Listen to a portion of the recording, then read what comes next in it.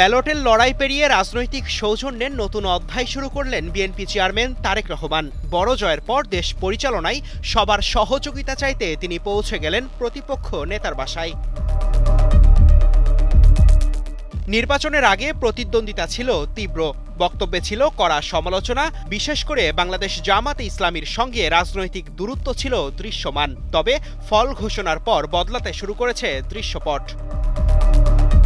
রোববার সন্ধ্যা ৭টায় বিএনপি মহাসচিব মির্জা ফখরুল ইসলাম আলমগীর ও স্থায়ী কমিটির সদস্য নজরুল ইসলাম খানকে সঙ্গে নিয়ে জামাত আমির ডাক্তার শফিকুর রহমানের বাসায় পৌঁছান আগামীর প্রধানমন্ত্রী তারেক রহমান।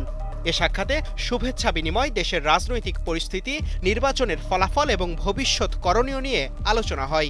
আগামী সময়গুলোকে আমরা রাষ্ট্র পরিচালনায় সরকার এবং বিরোধী দল সমন্বিতভাবেই আমরা দেশের জন্য কল্যাণমূলক কাজ করতে পারব।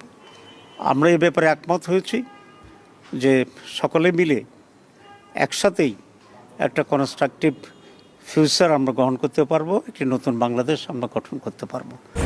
স্ট্রবেরি সুপার ডটেড ও ক্লাসিক ভ্যারিয়েন্ট, সেন্সেশন, জাগুক শিহরণ। এরপর সেখান থেকে তিনি যান এনসিপির আহ্বায়ক নাহিদ ইসলামের বাসায়। গণ অভ্যুত্থানের নেতৃত্ব দেওয়া এই তরুণ নেতার সঙ্গে প্রায় মিনিট ৩০ বৈঠক করেন বিএনপি চেয়ারম্যান।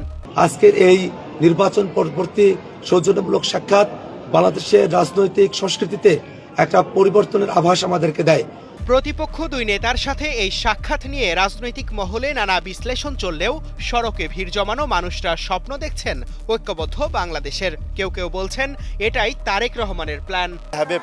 এটাও তারেক রহমানের একটা প্ল্যানের ভেতর পড়ছে। সকল দলের সমন্বয়ের ঐক্যমতের ভিত্তিতে সরকার গঠন করব বা সকলের ডিসিশনের ভিত্তিতে আমরা সরকার চালাবো। বিরোধী দল এবং ক্ষমতাসীন দল তাদের মধ্যে কোনো হিংসা বিদ্বেষ আশা করি এগুলো থাকবে না। বাংলাদেশের ইতিহাসে একটা স্বর্ণ যুগের বার্তা আসতেছে, যেটা বিরোধী দল এবং সরকারি দল উভয়ই একটি শান্তি সমৃদ্ধের বাংলাদেশ গড়ে তোলারই বার্তা। বিএনপি এই সফরকে সৌজন্য সাক্ষাৎ বললেও রাজনৈতিক বিশ্লেষকদের মতে দেশের শান্তি শৃঙ্খলা রক্ষায় বিরোধী দলের সহযোগিতা নিশ্চিত করতেই এই উদ্যোগ। রাজনীতিতে শেষ বলে কিছু নেই, এমন কথাই শোনা যায় বারবার। নির্বাচনের আগে প্রতিদ্বন্দ্বিতা, নির্বাচনের পর সৌজন্য সাক্ষাৎ। এটাই কি গণতন্ত্রের সাধারণ ছন্দ, নাকি নতুন বাংলাদেশের নতুন অধ্যায়ের সূচনা? সময় বলে দিবে সেই উত্তর। বসুন্ধরা আবাসিক এলাকা থেকে তারেক রহমান, কালের কণ্ঠ।